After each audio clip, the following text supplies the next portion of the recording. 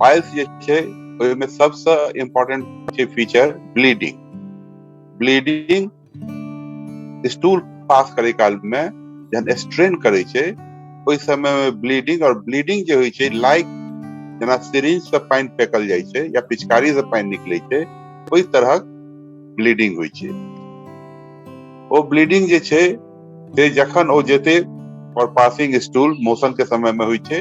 Mostly piles जे छै से painless छै, ओहिमे पेन बहुत कम होइ छै। पेन तखने होइ छै जहन कॉम्प्लिकेशन होइ छै ओकर।